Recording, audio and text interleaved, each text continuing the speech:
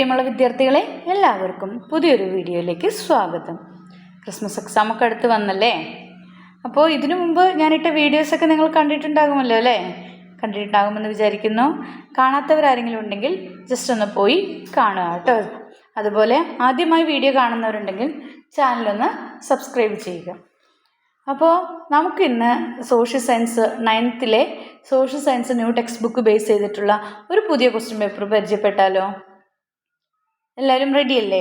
Christmas എക്സാമുമായി relate ചെയ്ത ചില questions നമുക്ക് പരിചയപ്പെടാം. ഓക്കെ, വീഡിയോയിലേക്ക് പോവാം. നമുക്ക് സമയമൊട്ടും കളയണ്ട, നമുക്ക് പോവാം. ഓക്കെ, നോക്കൂ. ഫസ്റ്റ് ക്വസ്റ്റ്യൻ നോക്കൂ. Answer all questions from 1 to 5. 1 മുതൽ 5 വരെ ക്വസ്റ്റ്യൻസ് തന്നിട്ടുണ്ട്. എല്ലാവരും ഫുൾ ക്വസ്റ്റ്യൻസിനും ആൻസർ ചെയ്യുക. ഓക്കെ, ഫസ്റ്റ് ക്വസ്റ്റ്യൻ നോക്കിയേ. Which of the following is not included in the primary sector? Question ശ്രദ്ധിക്കണം, നോട്ട് ഇൻക്ലൂഡഡ് എന്നാണ് പറഞ്ഞിരിക്കുന്നത്. അപ്പോൾ പ്രൈമറി സെക്ടറിൽ പെടാത്തത് ഏതാണെന്ന് വെച്ചാൽ നിങ്ങൾ എടുത്ത് എഴുതുകയാണ് വേണ്ടത്. ഇത്തരം കാര്യങ്ങളൊക്കെയാണ് നിങ്ങൾ ശ്രദ്ധിക്കേണ്ടത്. നോട്ടാണോ എന്ന് നോക്കുക, അതോ പ്രൈമറി സെക്ടറിൽ നിന്നാണോ പറഞ്ഞിരിക്കുന്നതെന്ന് നോക്കുക. അത്തരം കാര്യങ്ങളാണ് നിങ്ങൾ ശ്രദ്ധിക്കേണ്ടത്. ഓക്കെ, നോക്കി. ഏതാണ് ഓപ്ഷൻസ് തന്നിട്ടുണ്ട്? Mining, fishing, forestry, transportation. ഇതിലേതാണ്? എനിക്കറിയാം, മൈനിങ്ങും ഫിഷിങ്ങും ഫോറസ്ട്രിയും എന്ത് തന്നെയാണ്? പ്രൈമറി സെക്ടർ തന്നെയാണ്. അപ്പോൾ പ്രൈമറി സെക്ടറിൽ പെടാത്തത് ഏതാണ്?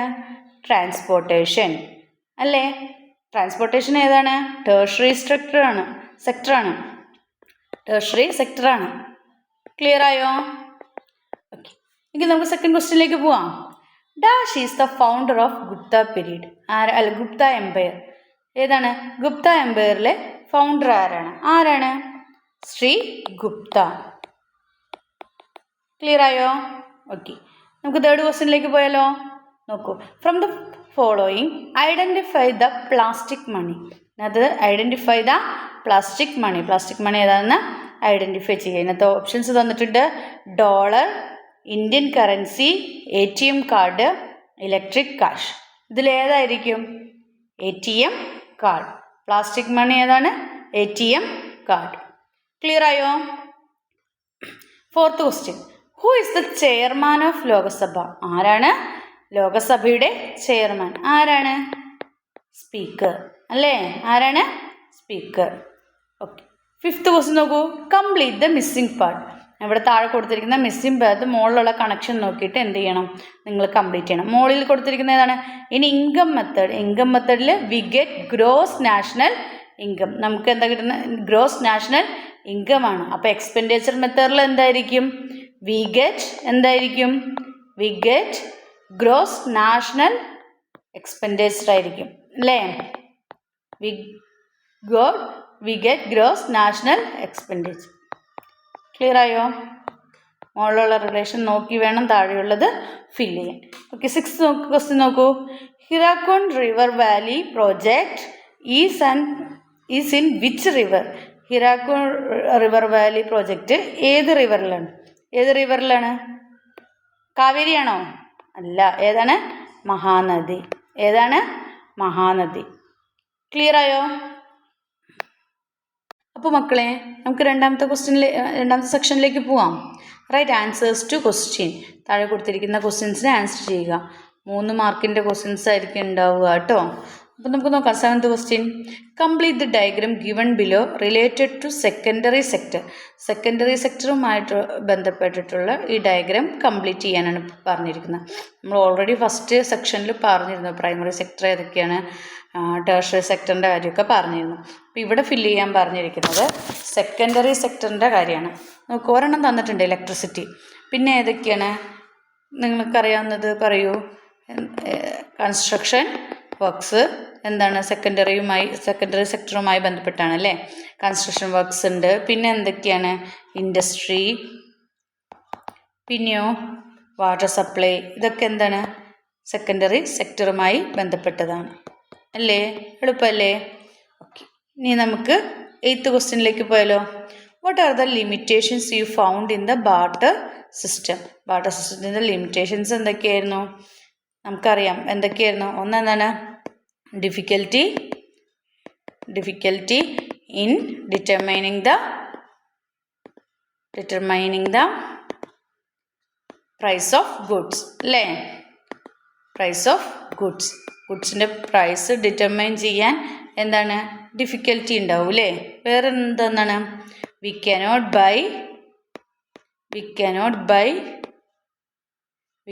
By the things we desire.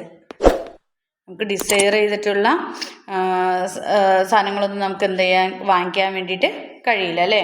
പിന്നെയോ only consumer goods are available in the market. Consumer goods മാത്രമേ എന്തുണ്ടാവുള്ളൂ മാർക്കറ്റിൽ അവൈലബിൾ ആയിട്ടുള്ളൂ അല്ലേ? ഓൺലി കൺസ്യൂമർ ഗുഡ്സ്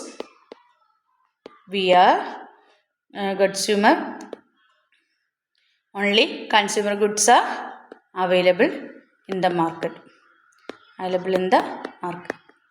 പിന്നെ എന്തൊക്കെ ലിമിറ്റേഷൻസ് ആണോ നമുക്ക് അറിയാവുന്നത് അതൊക്കെ എഴുതാം കേട്ടോ. മൂന്ന് പോയിൻറ്റ്സ് എഴുതിയാൽ മതി. 3 മാർക്കല്ലേ? മാർക്ക് അനുസരിച്ച് വേണം നിങ്ങൾ പോയിൻറ്റ്സ് എഴുതാൻ കേട്ടോ. അപ്പോൾ നിങ്ങൾക്ക് അറിയാവുന്നതൊക്കെ എഴുതാം. ബാർട്ടർ സിസ്റ്റത്തിൻ്റെ limitations: difficulty in determine the price of goods, we cannot buy the things we desire, only consumer goods are available in the market. Clear ആയോ? ഓക്കെ. അപ്പോൾ 9th ക്വസ്റ്റ്യനിലേക്ക് പോയാലോ? നോക്കൂ. Write down the geographical characteristics of the central highland. Central ഹൈലൻഡിൻ്റെ geographical characteristics എഴുതാനാണ് പറഞ്ഞത്. എന്തൊക്കെയാണ്? ഒന്ന് എന്താണ് സെൻട്രൽ ഹൈലൻഡ്? എന്താണ്? എക്സ്റ്റെൻസീവ് പ്ലേറ്റും ആണ് അല്ലേ? എക്സ്റ്റെൻസീവ് പ്ലേറ്റും ആണ്. പിന്നെന്താണ്? ഇത് ലൈസ് ടു ദ എവിടെയാണ്? ലൈസ് ടു ദ എവിടെയാണ്? നോർത്ത് സത്പുര അല്ലേ? നോർത്ത് ഓഫ് സത്പുര അല്ലേ? എക്സ്റ്റെൻസീവ് പ്ലേറ്റും ആണ്.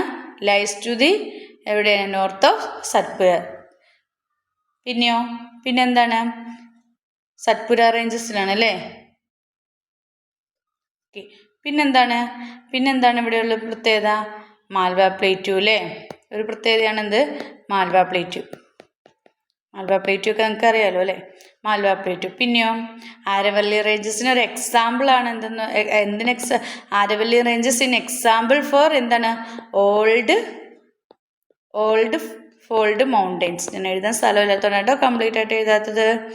അപ്പോൾ നിങ്ങൾ എന്തൊക്കെ നോക്കി സെൻട്രൽ ഹൈലൻഡിൻ്റെ ജിയോഗ്രഫിക് ക്യാരക്ടറിസ്റ്റിക്സ് നോക്കി വെച്ചാൽ മതി. പോയിന്റ് വൈസ് ആയിട്ടാണ് ഞാൻ പറയുന്നത്. എക്സ്റ്റെൻസീവ് പ്ലേറ്റു ആണ്. It lies to the north of Satpura ranges. പിന്നെന്താണ്? മൽവ പ്ലേറ്റു ഉണ്ട്. പിന്നെ ഇത് ആരവല്ലി റേഞ്ചസ് എന്ന് പറഞ്ഞത് in an example for fold mountain എക്സാമ്പിളാണ്. പിന്നെ ഉണ്ടല്ലോ എന്താണ്? മൗണ്ട് അബു എന്ന് പറഞ്ഞത് എന്താണ്? Major hill station in Aravalli ranges ആണ് അല്ലേ? മേജർ ഹിൽ സ്റ്റേഷനാണ്. ആരവല്ലി റേഞ്ചസിലെ മേജർ ഹിൽ സ്റ്റേഷനാണ് എന്തെന്ന് പറയുന്നത്?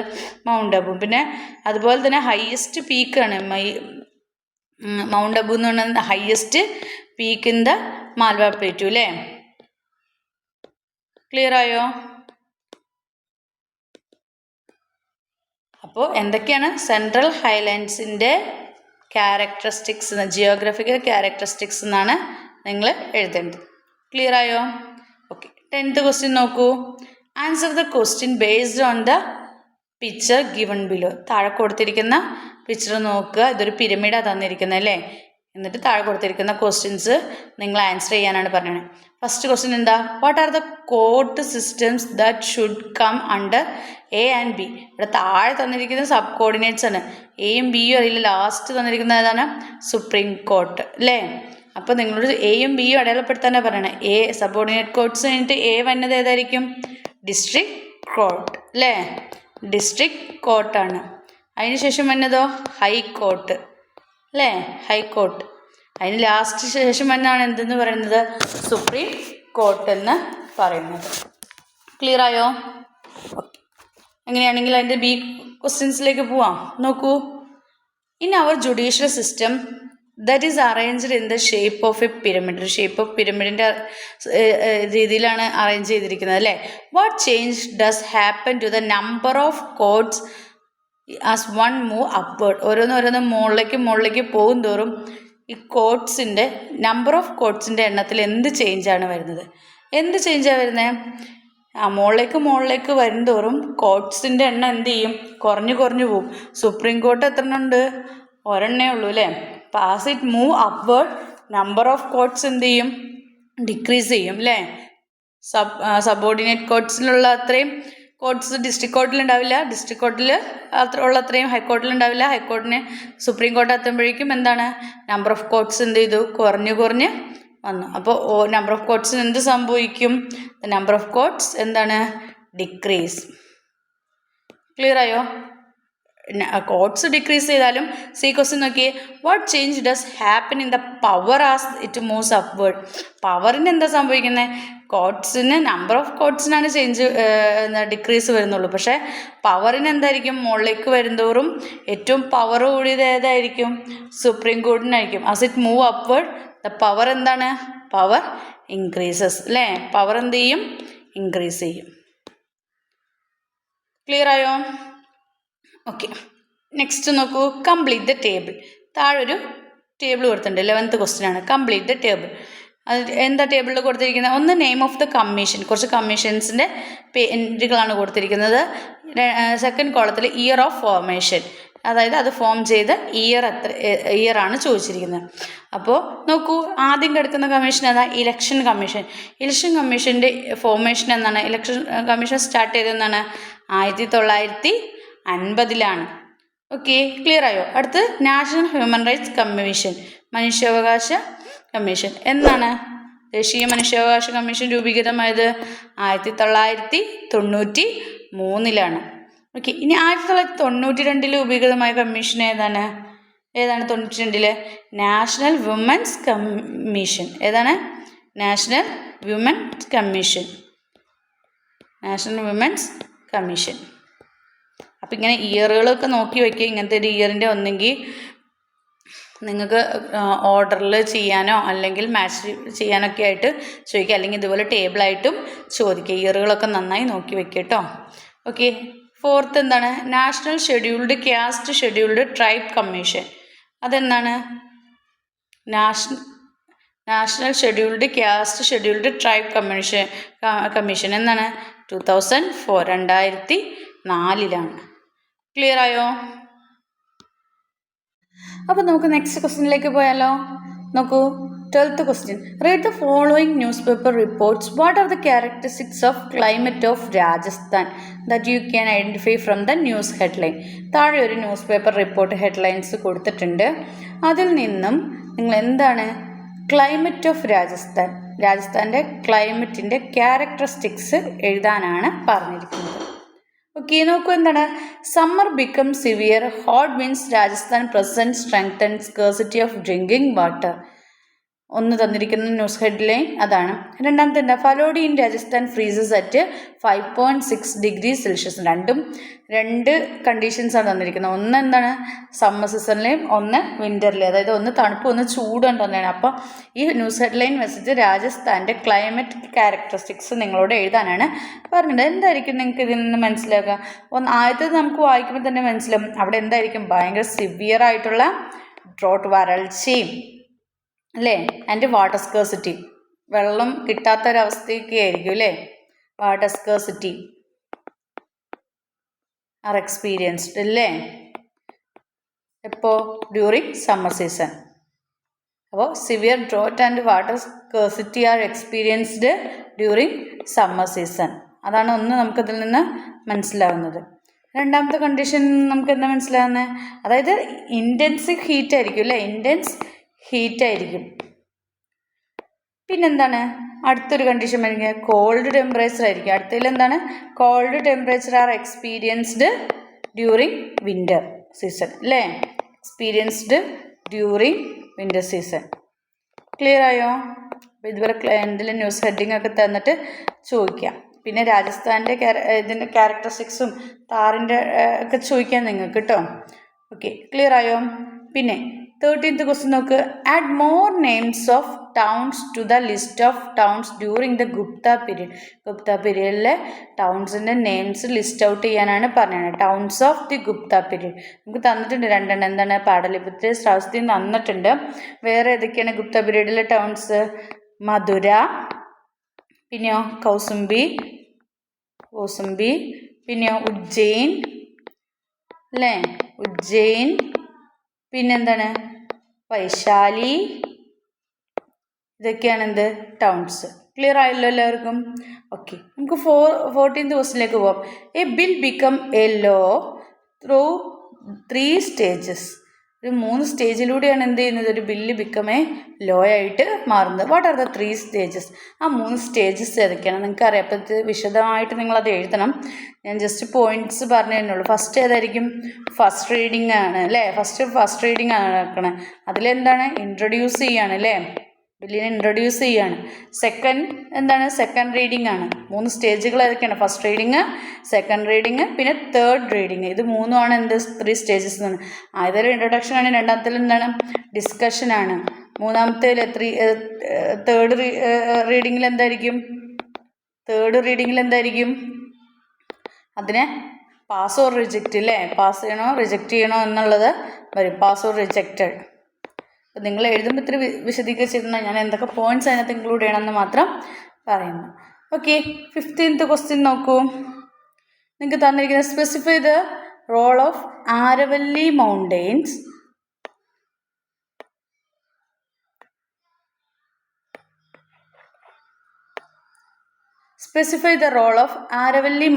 in the formation of the Thar Desert. Thar ഡെസേർട്ടിൻ്റെ ഫോർമേഷന് വേണ്ടി ആരവല്ലി മൗണ്ടൻ്റെ റോള് എന്താണെന്ന് നിങ്ങൾ സ്പെസിഫൈ ചെയ്യാനാണ് പറഞ്ഞേക്കുന്നത്. എന്താണ് നിങ്ങളപ്പോൾ എന്തൊക്കെ എഴുതണം? താർ ഡെസേർട്ടിൻ്റെ ഫോർമേഷന് ആരവല്ലി മൗണ്ടൻസ് എങ്ങനെയാണ് ഹെൽപ്പ് ചെയ്യുന്നത്? അതായത് സൗത്ത് വെസ്റ്റ് മൺസൂണിനെ കുറിച്ചൊക്കെ നിങ്ങൾ എഴുതണം. സൗത്ത് വെസ്റ്റ് മൺസൂൺ അതിന് ഇത്തിരി വിശദമായിട്ട് തന്നെ നിങ്ങൾ അത് എഴുതണം. സൗത്ത് വെസ്റ്റ് മൺസൂണൊക്കെ വരും. പിന്നെന്താണ്? താർ ഡെസേർട്ട് ആൻഡ് അജ്വൻബിൾ do not receive rain from the bay of Bengal and branch of the monsoon wind അല്ലേ? അത് ആ കാര്യങ്ങളൊക്കെ എഴുതേണ്ടി വരും അല്ലേ? Thar desert and adjoining places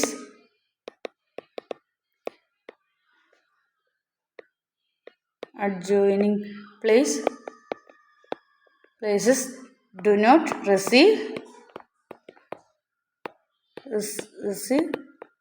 rain from the Bay of Bengal branch of the monsoon wind. അതിന് റീസണൊക്കെ എന്താണെന്നുള്ളത് എഴുതണം. ഓഫ് ദ മൺസൂൺ വിൻഡ്, അതിനുള്ള കാര്യങ്ങളും അതൊക്കെ എഴുതണം കേട്ടോ. അപ്പോൾ എന്തൊക്കെയാണ് ആരവല്ലി മൗണ്ടെയ്ൻസ് താർ ഡെസേർട്ടിൻ്റെ ഫോർമേഷന് വേണ്ടിയിട്ട് എന്തൊക്കെ റോളാണ് വഹിക്കുന്നത്? അപ്പോൾ അത് കുറച്ച് വിശദമായിട്ട് എഴുതാൻ്റെ ഒരു 3 മാർക്കിൻ്റെ ക്വസ്റ്റ്യനൊക്കെ ആണെങ്കിൽ കുറച്ച് ചെറിയ 1, 2, 3, 4 സെൻറ്റൻസുകൾ എഴുതണം. ഓക്കെ, ക്ലിയർ ആയോ? ഓക്കെ, നമുക്ക് തേർഡ് സെക്ഷനിലേക്ക് പോയാലോ? Answer the following question. താഴെ കൊടുത്തിരിക്കുന്ന ക്വസ്റ്റ്യൻസിന് ആൻസർ എഴുതുക. ഓക്കെ, 4 മാർക്കിൻ്റെ ക്വസ്റ്റ്യൻസ് ആണ്. അപ്പോൾ ഓരോ ക്വസ്റ്റ്യനും 4 പോയിൻ്റെങ്കിലും മിനിമം എഴുതണം. ഓക്കെ, 16th ക്വസ്റ്റ്യനിലേക്ക് പോവാം. What are the subjects mentioned in the national human rights protection act?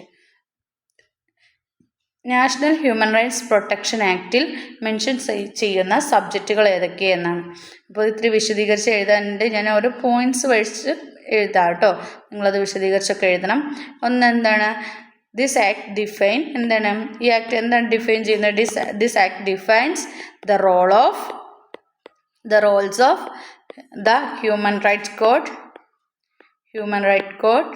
പിന്നെയോ human right code, the National Commission for Minorities, the National Commission for Scheduled Caste, the National Commission for Women and the State Human Rights Commission. ഇതിൻ്റെയൊക്കെ role define ചെയ്യുന്നുണ്ട് ഈ ആക്റ്റിൽ. This act define the role of the human rights court, the national commission for minorities, the national commission for scheduled caste, the national commission for women and the state human rights commission.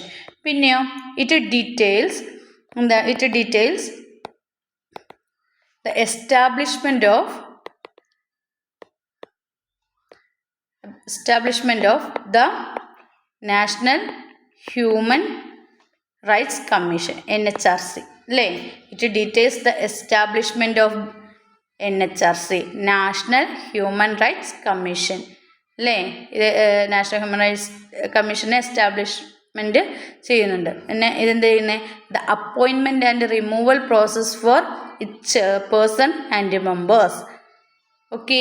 പിന്നെയോ as well as the function and powers of the commission. ഇതൊക്കെ ഇതിൽ എന്ത് ചെയ്യുന്നുണ്ട്, define ചെയ്യുന്നുണ്ട്.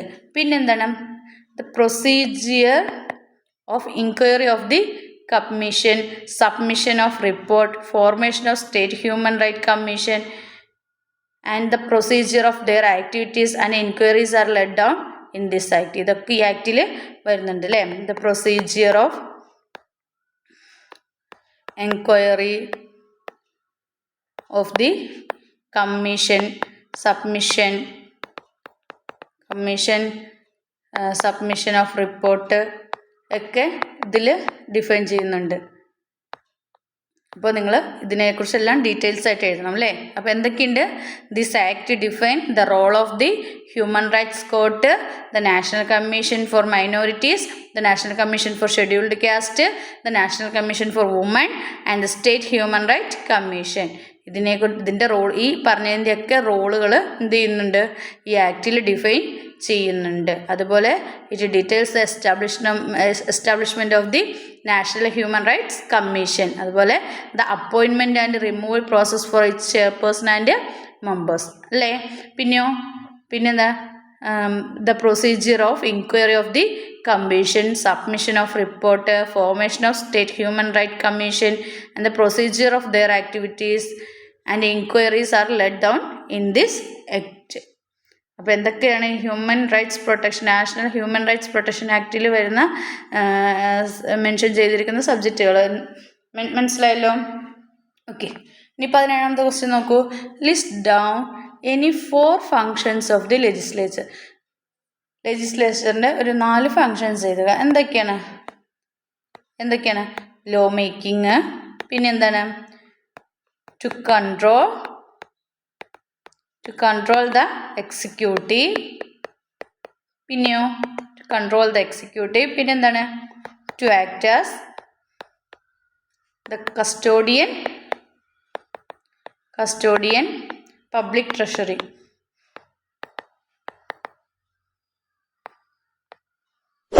To act as judicial authority.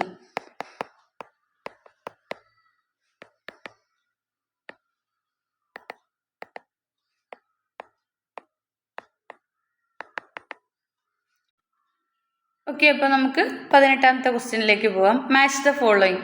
താഴെ കൊടുത്തിരിക്കുന്നത് match ചെയ്യുക. എയും ബിയും സെക്ഷൻസ് തന്നിട്ടുണ്ട്. നോക്കൂ. കാളിദാസിനകത്ത് ഏതാണ്, നിങ്ങൾക്കറിയാം കാളിദാസിന് ഏതാണ്, കുമാര സംഭവം അല്ലേ. അടുത്തത് ഏതാണ്, സുദ്രാഗ ഏതാണ്, വൃക്ഷഹട്ടിക അല്ലേ. അടുത്തതോ ഭാസ ഏതാണ് വരുന്നത്, സ്വപ്ന വാസവദത്ത അല്ലേ. ഇനി അടുത്തതോ ഭദ്രാഹി ഏതാണ്, ത്രികണ്ഠി അല്ലേ. അപ്പോൾ ഇതിങ്ങനെ മാച്ച് ചെയ്യും. ക്ലിയർ ആയോ?